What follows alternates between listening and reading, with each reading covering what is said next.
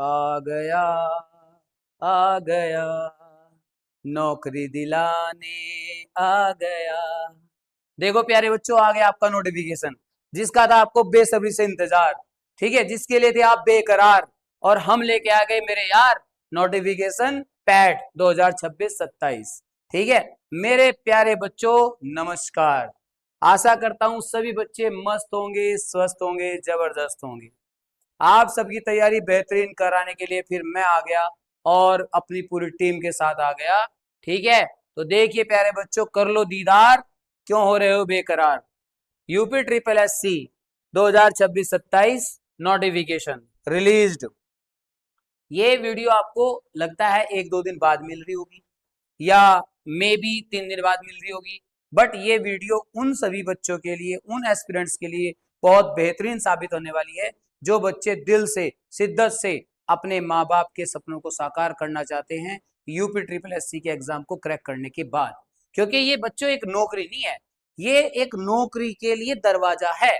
ठीक है, जैसे मंदिर में प्रवेश करने के लिए सबसे पहले फर्स्ट ऑफ ऑल आपको एक डोर मिलता है, डोर नॉकिंग के बाद आपको स्टेप बाय स्टेप भगवान जी मिलते हैं, ये बड़े भगवान जी, ये छोटे भगवान जी, ये उससे बड़े भगवान जी। तो इसी प्रकार की बहुत सारी जॉब्स इसमें इसके अंदर समाहित हैं। ठीक है प्यारे बच्चों, चलिए तो आगे बढ़ते हैं अपने कंटेंट को ज्यादा बात नहीं करते हुए। देखो प्यारे बच्चों, एडवांस ग्लोबल स्टडी आपके लिए लेकर आया बेहतरीन नोटिफिकेशन। क्या विज्ञापन प्रकाशन की तिथि प्यारे बच्चों 1 अगस्त थी। ठीक है भाई, ऑनलाइन आवेदन की जो प्रक्रिया है वो शुरू हो रही है 3 अगस्त से। ठीक, और ये वीडियो मिलेगा आपको 1-2 दिन बाद। ऑनलाइन आवेदन पत्र सबमिट करने की अंतिम तिथि 1 से 9 2026, यानी कि 1 सितंबर तक। प्यारे बच्चों, इसमें बहुत सारे बच्चे, क्योंकि इसकी जो एलिजिबिलिटी है बहुत ही माइनर है।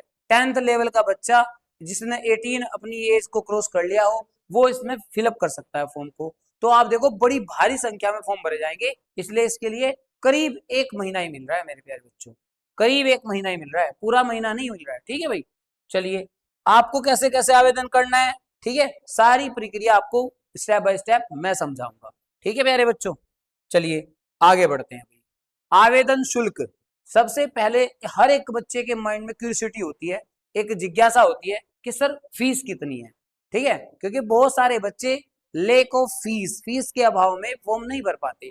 मेरे प्यारे बच्चों, इसमें फीस का मामला तो बिल्कुल ना के बराबर है। ठीक है, देखो आरक्षित यानी कि यूआर अनरिजर्व कैटेगरी 160 रुपए आवेदन शुल्क है, ऑनलाइन प्रोसेसिंग शुल्क 25 रुपए है, ऑल ओवर आपको देने 185। ठीक है प्यारे बच्चों, ओबीसी के लिए भी यही प्रोसेस है, सेम टू सेम, और अनुसूचित जाति के लिए 70+25 यानी कि 95 रुपए आपको पे करने होंगे।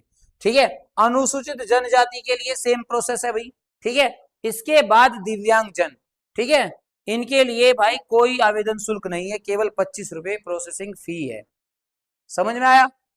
ऑल ओवर आपको कुल मिला के मोटा मोटी ये मिलेगा आपको 200 रुपए का ऑल ओवर खर्चा है। ठीक है भाई, 200 रुपए मान के चलो, 200 रुपए कोई बड़ी बात नहीं होती। अगर आप एक किसी छोटे मोटे उसमें चलाते हैं ना स्नैक्स रेस्टोरेंट वगैरह में या फिर कहीं और, तो आप 400 रुपए भी उड़ा देते हो मेरे भाई। ठीक है, चलिए खैर वो आपका अपना इंटेंशन है, मेरा काम आपको बताना है और आपको सही राह दिखाना है। चलिए प्यारे बच्चों आगे बढ़ते हैं। क्या एक छोटी सी ये अर्हता परीक्षा है, पीईटी, इसकी फुल फॉर्म क्या होती है यार बच्चों? प्रिलिमिनरी एलिजिबिलिटी टेस्ट, प्रारंभिक अर्हता परीक्षा। यानी कि आप इसके लिए दावेदार नहीं होगे कि हम तो सरकार के जमाई बैठे, अपा तो सरकार दे जमाई है, ऐसा कुछ नहीं है भाई। इसके लिए केवल आप क्या होगा कि मेन जो एग्जाम है इसको क्वालिफाई करने के बाद आप मेन एग्जाम में बैठ सकते हैं, और इसमें आपको अलग अलग कैटेगरी में अलग अलग वैकेंसी के जो अनुसार है, अलग अलग पोस्ट के अकॉर्डिंग आपको मेरिट और डीमेरिट का सामना करना पड़ेगा। मैं ये नहीं कहूंगा कि भाई आपको हर एक एग्जाम इसी से जो है आपको कर पाओगे, नहीं। अगर वैकेंसी, नंबर ऑफ वैकेंसीज पे डिपेंड करता है, अगर नंबर ऑफ वैकेंसी ज्यादा आ रही है तो आप कम मेरिट भी फाइट करके चले जाओगे।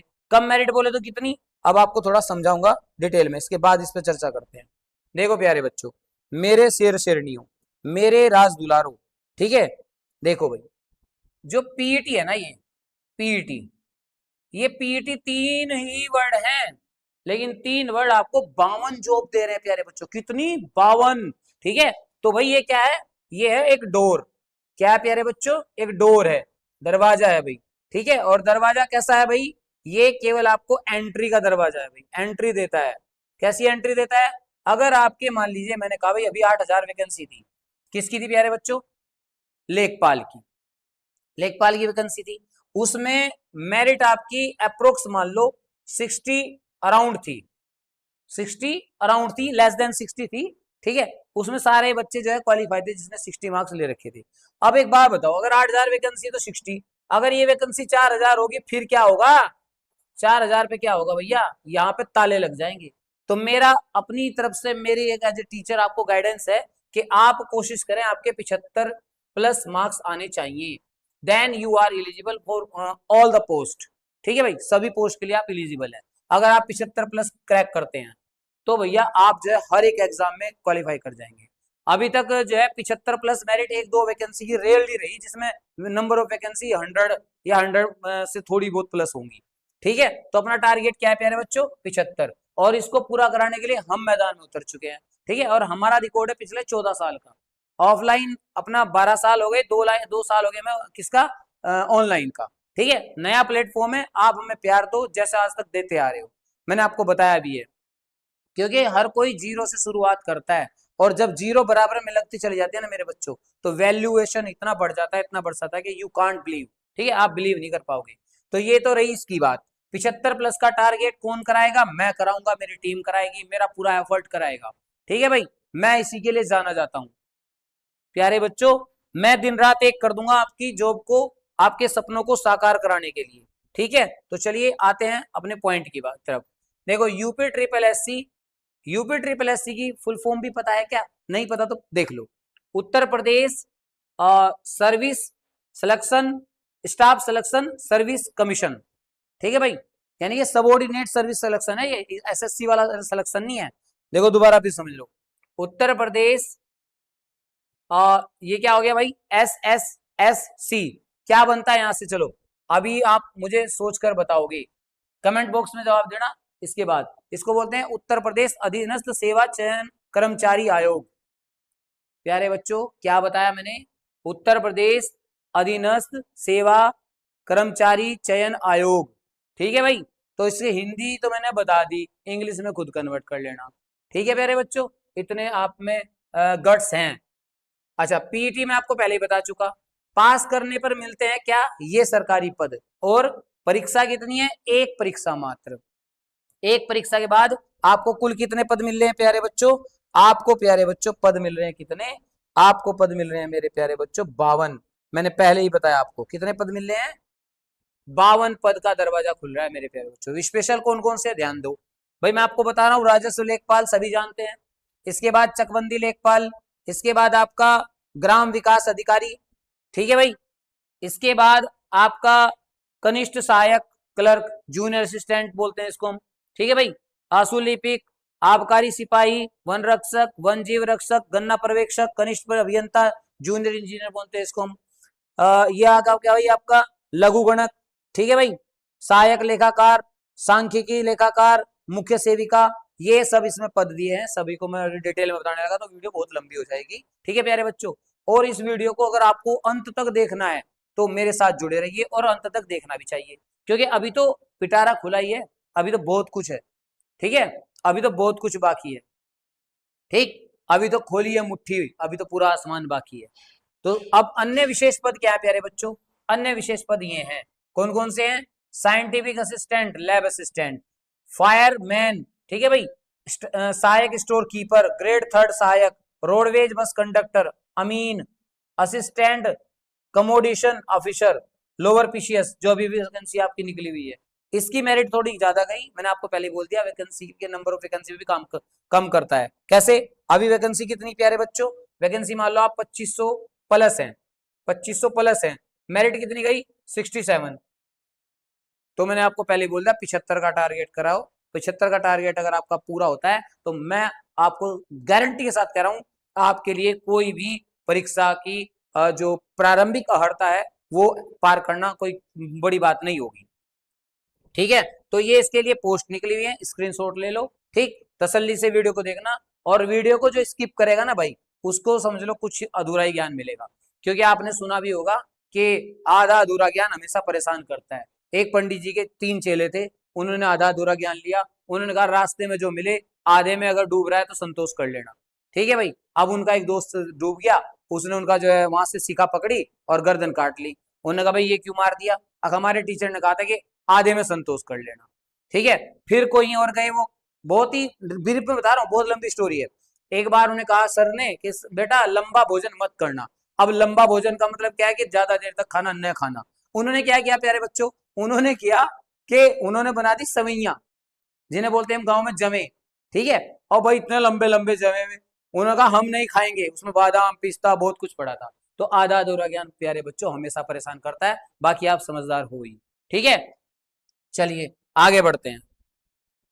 देखो प्यारे बच्चों, अब पिछली बार यूपी ट्रिपल एससी पैट दे चुके परीक्षार्थी भी क्या इसको दे सकते हैं? यानी कि कुछ लोगों के मन में आ रहा होगा कि सर आपने इतनी बड़ी गाथा बता दी, इतनी बड़ी हमें बता दिया, हमें पैनिक क्रिएट कर दिया एक तरह से। क्योंकि देखो, दो वैल्यूज होती हैं, पॉजिटिव और निगेटिव। मैंने आपको कुछ को बताया कि भाई इतने नंबर आएंगे तो आप कर पाओगे, तो जो बढ़िया है बच्चे, वो शानदार लेवल के, वो तो उनका तो लेवल अप हुआ होगा।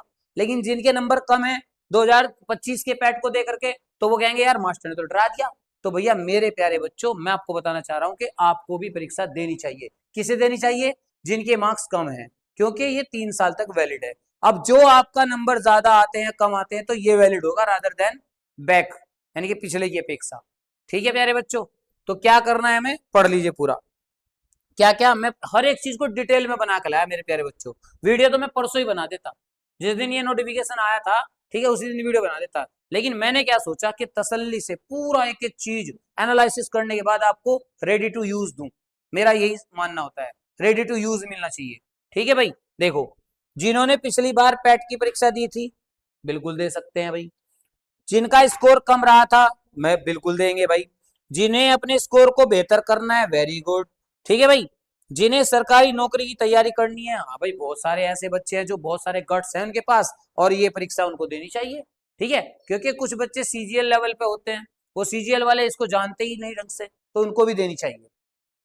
ठीक है भाई, जिन्होंने पुलिस लेखपाल वीडियो जैसे पदों की जो है वैकेंसी के लिए तलाश कर रहे हैं, जाना है, जिनका सिलेबस पूरा हो चुका है उनको भी देनी चाहिए भाई। कम से कम टेस्ट के तौर पे दे लो भाई। ठीक है, जिन्हें अपनी रैंक सुधारनी है, डीप दिया या ड्रॉप लेकर, यानी कि ड्रॉप का होता है मतलब किसी चीज में उन्होंने क्या ले लिया, गैप ले लिया, ड्रॉप लेकर तैयारी कर रहे छात्र, उनको भी देनी चाहिए भाई। जिन्हें आत्मविश्वास के साथ दोबारा प्रयास करना है, वो भी देने। यानी कि मैंने आपको ऑल ओवर पूरा का पूरा डिटेल बता दी किस किस को देनी चाहिए ये परीक्षा। ठीक है भाई, चलते हैं आगे, आगे की ओर बढ़ो प्यारे बच्चों। वीडियो बहुत लंबा हो जाएगा, मैं आपको बहुत शॉर्ट बता रहा हूँ, बिल्कुल क्रीमी बता रहा हूँ। ठीक है भाई, UP triple SC PAT score वैधता में बड़ा बदलाव। मेरे प्यारे बच्चों क्या हुआ था, पहले ये स्कोर कार्ड था जो केवल 1 साल के वैलिड थे। ठीक है, अब इसमें क्या हुआ कि बहुत सारी वैकेंसी 2-2 साल तक आ रही है, 3-3 साल में आ रही है। ठीक है, बच्चों का स्कोर। गुड इवनिंग प्यारे बच्चों। तो अभी सर ने आपको पूरी जानकारी दी है पीईटी के बारे में। अब जो इसमें एक चीज़ हमारी रहती है वो है सिलेबस। बहुत सारे बच्चों को ये डाउट रहता है कि इसका सिलेबस क्या रहने वाला है, तो हमने इसका सिलेबस देखना है। हमने इसका सिलेबस आपके लिए डिकोड किया है। देखिए, एक तो ब्रॉड सिलेबस जो आपका है मैक्रो, उसमें क्या है, आपका हिस्ट्री पूछ रहा है आपसे, राष्ट्रीय आंदोलन, ज्योग्राफी पूछ रहा है आपसे, या अर्थव्यवस्था आपसे पूछ रहा है, संविधान, सामान्य विज्ञान, इस तरह से करके। फिर इनके अंदर भी कौन कौन से टॉपिक है जहां से आपके सवाल बन रहे हैं वो भी हम सबने देखने हैं। ठीक है, तो सबसे पहले देखते हैं इंडियन हिस्ट्री, 5 नंबर की आपसे पूछेगा। फिर इंडियन हिस्ट्री में ही एक आपका अलग से इन्होंने सेगमेंट बना दिया है, वैसे हिस्ट्री का ही पार्ट है लेकिन बहुत इंपॉर्टेंट होने की वजह से, ठीक है, बहुत ज्यादा इंपॉर्टेंट होने की वजह से इसको इन्होंने सिलेबस में अलग से रखा। ठीक है, और वो क्या नाम से रखा है, भारतीय राष्ट्रीय आंदोलन, इंडियन नेशनल मूवमेंट, 5 नंबर पे रहने वाला है। ठीक है, ये इतना इंपॉर्टेंट है आपका कि जो कोई भी आपका कॉम्पिटिटिव एग्जाम, ठीक है, कोई भी आपका कॉम्पिटिटिव एग्जाम हो, ठीक, अगर उसमें हिस्ट्री से सवाल पूछे जाते हैं तो हिस्ट्री का हीरो टॉपिक ये है, हिस्ट्री का हीरो टॉपिक ये है। ठीक है, जैसे एक आप मिठाई की दुकान में जाते हैं किसी, तो उसमें अलग अलग मिठाइयाँ होती हैं, लेकिन वहाँ की कुछ एक ऐसी स्पेशल मिठाई होती है फेमस, जिसको लोग दूर दूर से मतलब खाने आते हैं। ठीक है, तो ये वही वाला टॉपिक, यहाँ से आप पूरी हिस्ट्री से 5 नंबर का पूछ रहा है, और 5 नंबर का अकेले पूछ रहा है भारतीय राष्ट्रीय आंदोलन। ये 5 नंबर की पूरी हिस्ट्री है, जिसमें आपके एंशियंट के यानी प्राचीन के भी टॉपिक है, इसमें आपके मिडिवल के टॉपिक है, और इसमें आपके मॉडर्न के भी टॉपिक है, यानी आधुनिक भारत, मध्यकालीन भारत और प्राचीन काल। इन तीनों को मिलाकर के 5 नंबर, और राष्ट्रीय आंदोलन अकेले 5 नंबर। ठीक है, तो ये हीरो प्रोडक्ट है, ये हीरो टॉपिक है आपका। ज्योग्राफी वापस 5 नंबर की, अर्थव्यवस्था 5 नंबर की, भारतीय संविधान और लोक प्रशासन से 5 नंबर का, ठीक, सामान्य विज्ञान से 5 नंबर का, जिसमें आपका फिजिक्स है, केमिस्ट्री है और बायोलॉजी है, तीनों मिलाकर के 5 नंबर की। ठीक, और इसमें एलिमेंट्री जो अर्थमेटिक है आपका प्रारंभिक अंकगणित, वो भी आपसे 5 नंबर का पूछा जाता है। सामान्य हिंदी 5 नंबर की है, सामान्य अंग्रेजी आपकी 5 नंबर की है, और जो आपकी लॉजिकल और रीजनिंग है, लॉजिकल रीजनिंग, वो भी आपकी 5 नंबर की है। सामयिकी करंट अफेयर्स इंपॉर्टेंट है, 10 नंबर का आपसे पूछा जाएगा। और ये आप कहाँ से करेंगे? ये करने के लिए मेरी क्लास चलती है, जिसमें मैं ही आपको पढ़ाता हूँ करंट अफेयर्स की क्लास। ठीक है, डेली मॉर्निंग में आपको क्लास मिल जाएगी अब से। ठीक है, 2-3 दिन से अभी हमने शुरू किया है इनिशिएटिव करंट अफेयर वाला, लेकिन अब आपको डेली मिल जाएगी मॉर्निंग। ठीक है, तो ये आप वहां से कर सकते हैं। जनरल अवेयरनेस ये मैं आपको करा दूंगा एग्जाम से पहले। अब पट्टी 3 दी गद्यांश, ठीक है, ये बहुत मतलब ये समझ लीजिए कि बहुत अच्छे पैसे पूछे जाते हैं, अच्छे नंबर बन जाते हैं यहाँ से। 10 नंबर में ठीक ठाक आप इसमें नंबर बना लोगे। हमारे सर कराते हैं इसको, संजय सर, तो वो बहुत अच्छे से आपके करा देते हैं। फिर ग्राफ की व्याख्या और तालिका की व्याख्या, अगर जरूरत पड़ी तो ये मैं आपको करा दूंगा एग्जाम से पहले, जब भी एग्जाम होगा। ठीक है, ये दोनों टॉपिक मैं आपके करा दूंगा, ग्राफ इंटरप्रिटेशन हो या टेबल इंटरप्रिटेशन, ये दोनों मैं आपके करा दूंगा। 10-10 नंबर के दोनों पूछे जाते हैं। तो कितने हो गए भाई आपके? 40, 50, ठीक, 60, 70, 80 और 90। ठीक है, इसके अलावा भी कुछ बचता है? बताएं। 60 और 40 100 पूरे हो गए 100। ठीक, तो एक बार इसको देखते हैं, जो आपका ब्रीफ सिलेबस है। ठीक है, ये तो आपका ब्रीफ सिलेबस था जो हमने शुरू में बताया आपको, लेकिन इसके अंदर भी बहुत माइक्रो सिलेबस आपका बताया गया है। जैसे इंडस वैली सिविलाइजेशन, सिंधु घाटी की सभ्यता, वैदिक संस्कृति, वैदिक कल्चर से आपके सवाल पूछेंगे। आपके बौद्ध धर्म और जैन धर्म बहुत इंपॉर्टेंट है। ठीक, मौर्य वंश सम्राट अशोक से आपके सवाल बनते हैं। ठीक है, जैसे कौन कौन से शिलालेख थे, कौन कौन से अभिलेख थे, वो सारी चीजें उन पर से आपके सवाल बनते हैं। फिर आपके गुप्त वंश के ऊपर सवाल बनते हैं, हर्षवर्धन से आपके सवाल पूछे जाते हैं। ये आपके यहाँ से मिडिवल हिस्ट्री शुरू हो जाती है, राजपूत काल, सल्तनत काल, मुगल साम्राज्य। मुगलों के लिए मेरी क्लासेस यहाँ पर मौजूद है, मैंने बहुत अच्छे से बहुत डिटेल में मुगल पढ़ा रखे हैं। ठीक है, बाकी सारा पीवाईक्यू से एक बार मैं करा दूंगा। पीवाईक्यू वाली जो मेरी क्लास चल रही है ना अभी, पीवाईक्यू में करा रहा हूँ, उसमें मैं लगभग सारा सिलेबस आपका करवाऊंगा पीवाईक्यू से ही। ठीक है, पीवाईक्यू पढ़ाते हुए आपको लगभग पूरा सिलेबस मैं आपको यहाँ पर कवर करा रहा हूँ। ठीक, फिर ये टॉपिक आपके मॉडर्न हिस्ट्री से बनते हैं, जिसमें मराठे हैं, ब्रिटिश राज का अभ्युदय है, और प्रथम स्वतंत्रता संग्राम यानी 1857 क्रांति तक हम जाते हैं, 1857 तक। और ब्रिटिश राज का अभ्युदय कब होता है? 1757 से। तो लगभग 100 साल का एक ये यहाँ पर जो घटनाएं हैं वो भी आपसे पूछी जाती है। ब्रिटिश राज का सामाजिक आर्थिक प्रभाव क्या पड़ा, वो भी आपसे पूछा जाएगा, क्या क्या इनका सामाजिक आर्थिक प्रभाव पड़ रहा है। वो मैंने आपको ये सामाजिक आर्थिक प्रभाव वाला टॉपिक ये भी हमारा हो चुका है, और जो हमारा टेलीग्राम है मैंने वहां पर इसके नोट्स भी प्रोवाइड किए हुए हैं आप सबको। ठीक है, आगे आपसे क्या पूछेगा? भारतीय राष्ट्रीय आंदोलन मैंने आपको बताया अकेले 5 नंबर का है। इसमें जो स्वाधीनता आंदोलन के प्रारंभिक वर्ष है उसमें से आपसे सवाल पूछता है। ठीक है, फिर आपका स्वदेशी और साम्यवाद के आंदोलन से आपसे सवाल पूछता है। ये मान करके चलो आप 1857 के बाद का 1857 के बाद का, जिसमें 1885 में जब राष्ट्रीय कांग्रेस की स्थापना हुई, इंडियन नेशनल कांग्रेस की स्थापना हुई, तब से जो हमारा एक राष्ट्रीय आंदोलन था वो बहुत ऑर्गेनाइज वे में चल रहा है। ठीक है, तो यहाँ से आपके सवाल पूछते हैं, जैसे स्वदेशी और साम्यवाद के आंदोलन। स्वदेशी आंदोलन आपका पीवाईक्यू का मेरा अगला टॉपिक रहने वाला है। मैंने आपको बताया था 1905 में बंगाल का विभाजन हुआ। बंगाल का विभाजन किसने किया? लॉर्ड कर्जन ने किया। तो लॉर्ड कर्जन की इस बंगाल विभाजन के पीछे एक बहुत बुरी नीयत थी, उसको भारतीयों ने पहचाना और उस पर जो अपना रिएक्शन दिया, भारतीयों का वो रिएक्शन ही क्या था? वही आपका स्वदेशी आंदोलन। वही रिएक्शन आपका क्या था भाई? स्वदेशी आंदोलन था, स्वदेशी आंदोलन था। ठीक है। तो स्वदेशी आंदोलन आपने पढ़ना है, फिर उसके बाद में सविनय अवज्ञा आंदोलन आपने पढ़ना है। बीच बीच में आपको कहीं वो देखने हैं आंदोलन, जैसे खेड़ा सत्याग्रह, चंपारण सत्याग्रह, खेड़ा सत्याग्रह, चंपारण देखना है आपको। आपको अहमदाबाद मिल आंदोलन पढ़ना है। तो ये आपके सारे के सारे क्या है, स्वतंत्रता आंदोलन में काउंट होते हैं और यहाँ से आपके सवाल बनते हैं। फिर क्रांतिकारी आंदोलन, ये मैंने आपको पढ़ा दिया अभी 3-4 दिन पहले, इसी चैनल पे स्क्रॉल करना, आपको क्लास मिल जाएगी। क्रांतिकारी आंदोलन मैंने आपको दोनों पढ़ाए, भारत में और भारत के बाहर दोनों मैंने आपको पढ़ाए हैं। फिर विधायी संशोधन, यह भी रहता है हमारा, ये आपको पढ़ाया। और भारत छोड़ो आंदोलन, आजाद हिंद फौज, ये सब आपको अपने सिलेबस में देखना है। ठीक है, तो आपका सिलेबस क्या क्या है वो मैंने आपको बता दिया हिस्ट्री का। अब देखते हैं ज्योग्राफी में आपसे क्या पूछता है। भाई ज्योग्राफी में नदियां, घाटियां, पर्वत, पहाड़, झरने, यही सब पूछेगा।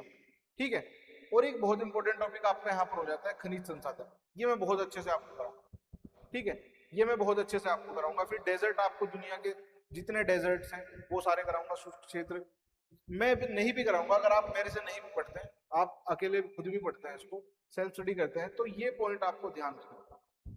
ठीक है, ये आपका डायरेक्ट सिलेबस है, ये आपका डायरेक्ट सिलेबस है, आपको डिफाइन किया गया है, आपको बताया गया है आपसे सवाल कहाँ से पूछे जाए।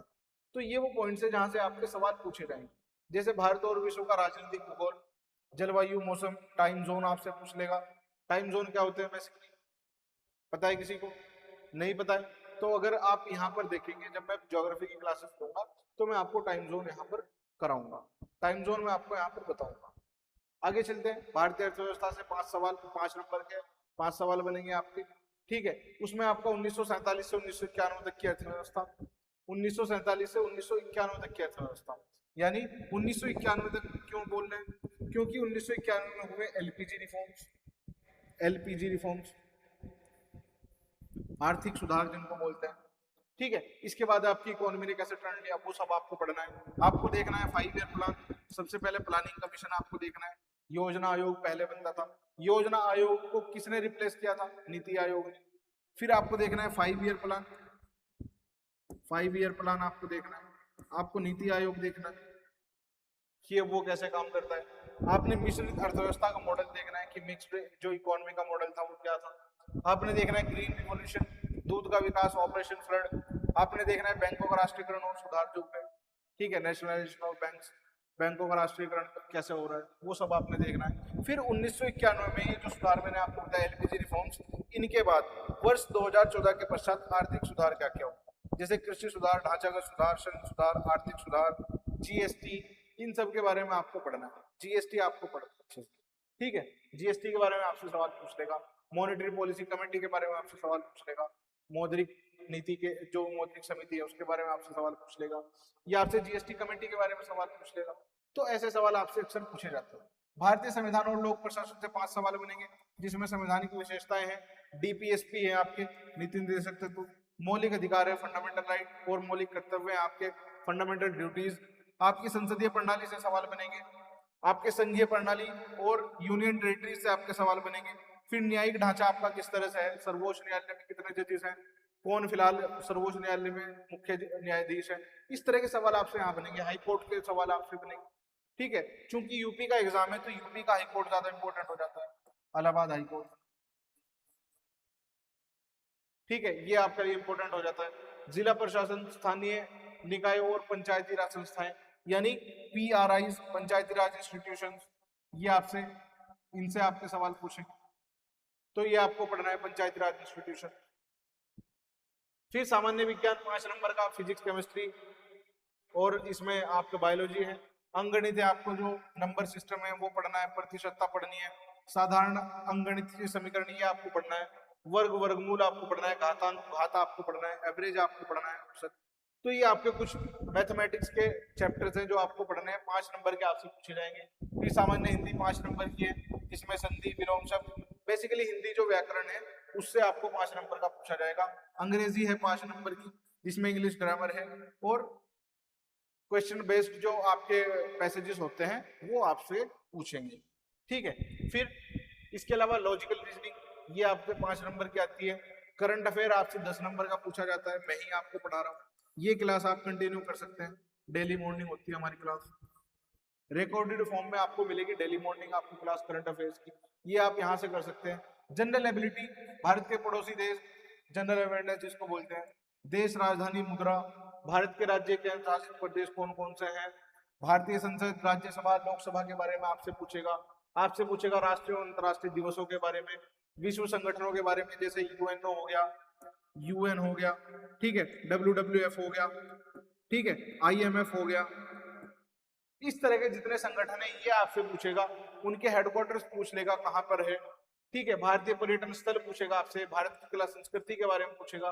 तो इस तरह के टोटल मिलाकर के आपके जनरल अवेयरनेस के 10 नंबर के सवाल आपसे पूछे जाएंगे, ठीक है, ये 10 नंबर का सवाल आपसे पूछे जाएंगे।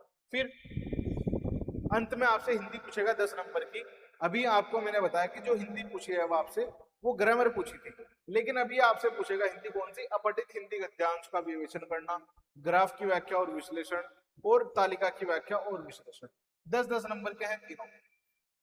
ये भी ग्राफ की व्याख्या भी, जिसको ग्राफ इंटरप्रिटेशन बोलते हैं, और टेबल इंटरप्रिटेशन भी, दोनों 10-10 नंबर के हैं। और 10 नंबर के आपके आएंगे पैसेजेस, जो अपठित गद्यांश होते हैं 10 नंबर के आपसे वो पूछेगा। तो ये आपका मोटा मोटा सिलेबस रहने वाला है, ठीक है। तो आप अगर सेल्फ तैयारी भी करते हैं, सेल्फ से भी करते हैं, तो भी आपको ये चैप्टर्स पढ़ना बहुत मुश्किल नहीं है, ठीक है, आप इजीली इनको कवर कर सकते हैं। या हमारी जो क्लास चल रही है, मैं आपको सजेस्ट करूंगा, मेरी जो PYQ की क्लास चल रही है उसमें मोस्टली जो GS का सिलेबस है वो आपका सारा कवर हो जाएगा, जिसमें इतिहास, भूगोल, अर्थव्यवस्था, पॉलिटी, जनरल अवेयरनेस तो मैं अलग से कराऊंगा, ठीक है। तो ये आपका मोटा मोटी आराम से यहाँ से हो जाएगा, ये आप कर सकते हैं। ये एग्जाम से पहले मैं आपको करा दूंगा कौन कौन से, ये जो ग्राफ इंटरप्रिटेशन है और जो टेबल इंटरप्रिटेशन है, ये मैं आपको एग्जाम से पहले करा दूंगा, ठीक है। तो इतना सब आपको इसमें पढ़ना, ठीक है। तो मिलते हैं फिर हमारी अगली क्लास में। अगली क्लास हमारी रहने वाली है करंट अफेयर्स की, जो आपको देखने को मिलेगी कब, सुबह के टाइम में, ठीक है, मॉर्निंग में रहेगी वो क्लास। ये आपको याद रखना है, मॉर्निंग में आपका करंट अफेयर्स रहने वाला है। और ये जो PYQ की क्लास है ये आपकी शाम में नहीं, ये शाम में और मॉर्निंग में करंट अफेयर्स, ये आपके इस तरह से रहने वाले हैं, ठीक है। चलिए मिलते हैं हमारी अगली क्लास में।